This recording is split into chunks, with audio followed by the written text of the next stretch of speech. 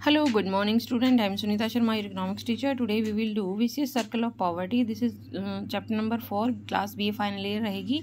This is very important chapter for exam of you and those students who are preparation for NET exam, STET exam and DSSB preparation. जो भी economics competition exams की preparation कर रहा है तो all students के लिए जो this is very important video for all student. तो लेट्स सी फर्स्ट इसका इंट्रोडक्शन देखते हैं. चैप्टर रहेगा हमारा विशियस सर्कल ऑफ पॉवर्टी. तो विशियस सर्कल ऑफ पॉवर्टी में हम जैसे निर्धनता का एक दुष्चक्र है उसको किस तरह से डिफाइन किया गया है, इसमें ये थ्योरी जो है पूरी उससे रिलेट है. तो इंट्रोडक्शन देखिए. The vicious circle of poverty का जो सिद्धांत है वो प्रोफेसर नर्कसे ने दिया था.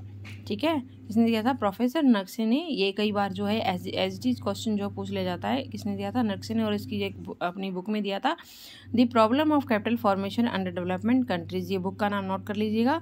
ये जो नाम कई बार एग्जाम में पूछा गया है. ये इसका मानना है कि एक कंट्री पुअर क्यों है. A country is poor because it is poor. ये जो कोटेशन है इसकी, दिस इज़ वेरी इंपॉर्टेंट. एक देश निर्धन इसलिए है क्योंकि वो निर्धन है. ठीक है, a country is poor because it is poor. Next point आइए, meaning of vicious circle of poverty. Meaning में भी वही आता है कि भाई निर्धनता क्या है. निर्धनता से अभिप्राय क्या है कि निर्धनता जो स्वयं ही निर्धनता को जन्म देती है. ठीक है, इसने ऊपर बताया ना, एक country is poor because it is poor. एक गरीब देश है क्योंकि वो गरीब है. ठीक है, निर्धनता का कारण क्या है? स्वयं निर्धनता है. निर्धनता ही निर्धनता को जन्म देती है. एक पुरानी कहावत भी है जो हमारे बड़े बूढ़े कहते हैं कि पैसे के साथ पैसा जुड़ता है. ठीक है, तो इसमें वो जो कहावत है वो पूरी हो रही है कि जो निर्धनता ही निर्धनता को जन्म देती है. ठीक है, ये एक वृत्ताकार क्रिया है.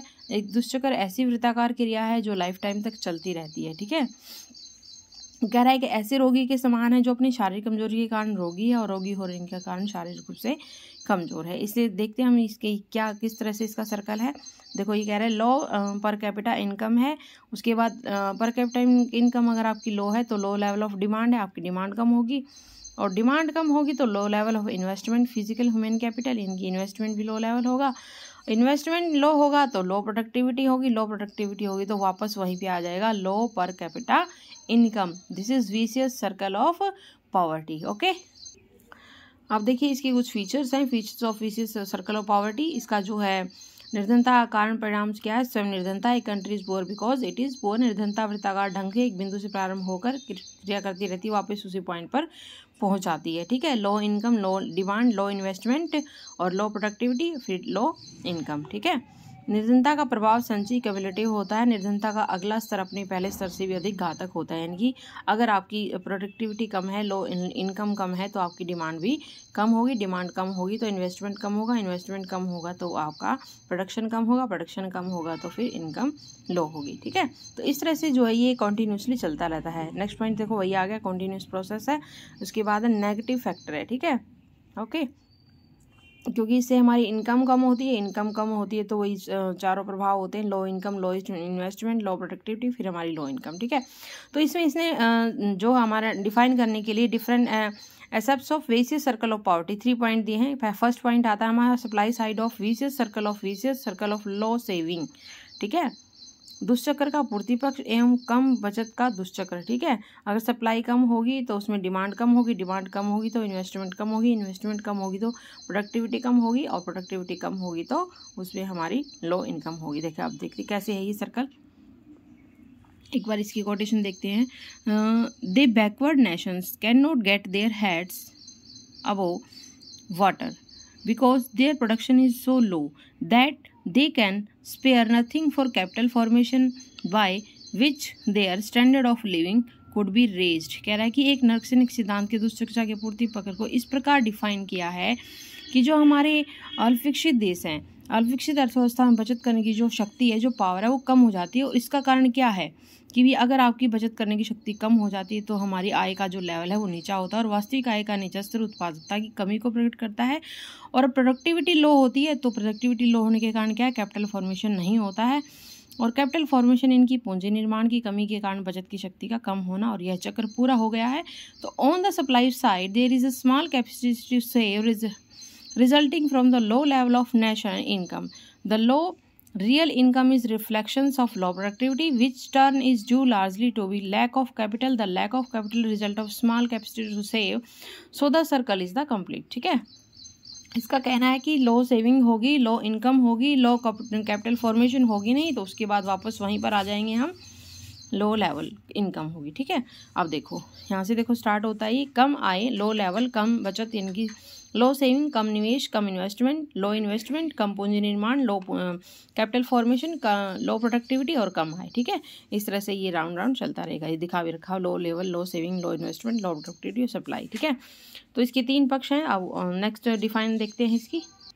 नेक्स्ट पॉइंट इसमें रहेगा the poverty of vicious circle of low demand. ठीक है, उसमें लो सप्लाई था, इसमें लो डिमांड है। Demand side of vicious circle of poverty यानी कि vicious circle of low demand, इसमें भी सेम वही कह रहा है कि लो इनकम कम आय, लो डिमांड कम क्रय शक्ति, लो परचेजिंग पावर, लो इन्वेस्टमेंट, लो पूंजी कैपिटल फॉर्मेशन, लो प्रोडक्टिविटी और फिर हमारी लो आय इनकम। ठीक है, कम आय कम मांग कम निवेश कम पूंजी निर्माण कम उत्पादकता कम आय। ठीक है, इस तरह से विशियस सर्कल ऑफ पॉवर्टी चलता रहता है, लो इनकम लो डिमांड लो इन्वेस्टमेंट लो प्रोडक्टिविटी, ये देखो सर्कल ऐसे चलता रहता है। ठीक है, इसी तरह इसमें नेक्स्ट पॉइंट आता है विशियस सर्कल ऑफ बैकवर्डनेस। ये 3 पॉइंट है, तीनों पॉइंट आपको डिफाइन करने हैं एग्जाम में, और ये जो है इसमें जो डायग्राम दिया हुआ है ये आपको एग्जाम में एज इट इज़ बना के आना है अगर आपको नंबर अच्छे चाहिए। ठीक है, देखो एक मतलब पैटर्न होता है क्वेश्चन को अटेम्प्ट करने का, वो भी मैं आपको बताऊंगी या फिर उसके लिए अलग से वीडियो बना देंगे। ठीक है,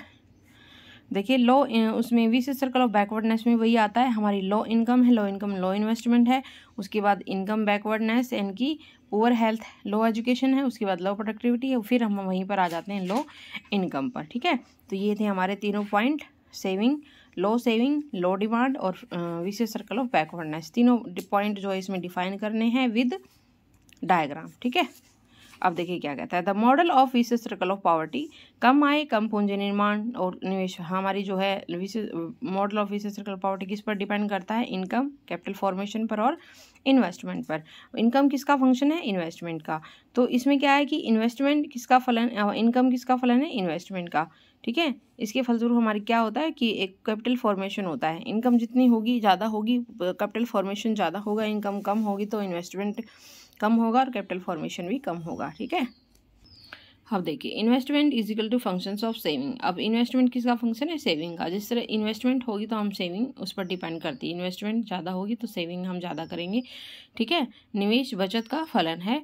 अब बचत, थर्ड पॉइंट देखिए, बचत जो है आय पर निर्भर करती है। अगर हमारी इनकम ज़्यादा होगी तभी तो बचत करेंगे, इनकम ही इतनी है कि जितना हमारा एक्सपेंडिचर खर्चा, तो हम बचत कहाँ से करेंगे।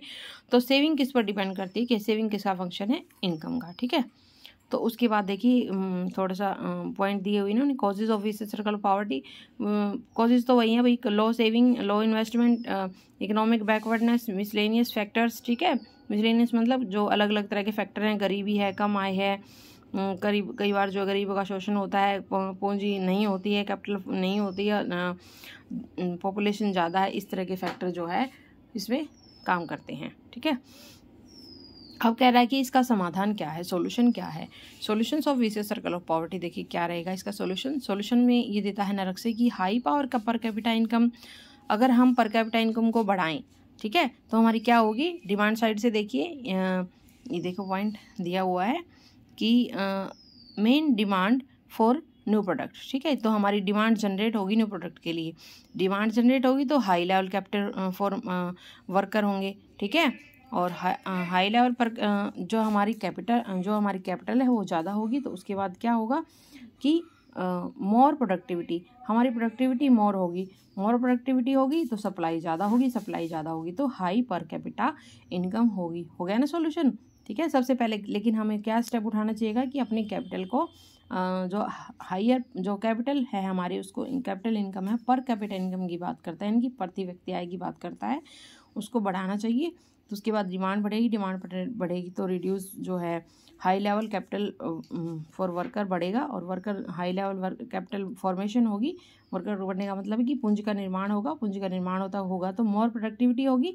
उसके बाद सप्लाई ज़्यादा होगी तो उसके बाद क्या होगा, हायर पर कैपिटा इनकम हो जाएगी। ठीक है, दिस इज जो क्या है ये solutions of vicious circle of poverty, this is very important chapter. उसके बाद देखिए solutions of vicious circle of supply, उसके बाद कह रहा है कि इंक्रीज इन सप्लाई, सप्लाई में इंक्रीमेंट करेंगे तो डिमांड बढ़ेगी, डिमांड बढ़ेगी तो प्रोडक्टिविटी बढ़ेगी, प्रोडक्टिविटी बढ़ेगी तो हमारी इनकम स्वयं बढ़ेगी। ठीक है, ओके। उसके बाद भाई नेक्स्ट पॉइंट आता है हमारा कैपिटल फॉर्मेशन। मैंने आपको बता दिया है कि capital formation increase in investment, capital formation से हमारा इन्वेस्टमेंट इंक्रीमेंट होगा, इन्वेस्टमेंट इंक्रीमेंट होगा तो हमारी सेविंग बढ़ेगी, सेविंग बढ़ेगी, प्रोडक्टिविटी बढ़ेगी, डिमांड बढ़ेगी। ठीक है, और पर कैपिटा इनकम में इंक्रीमेंट होगा।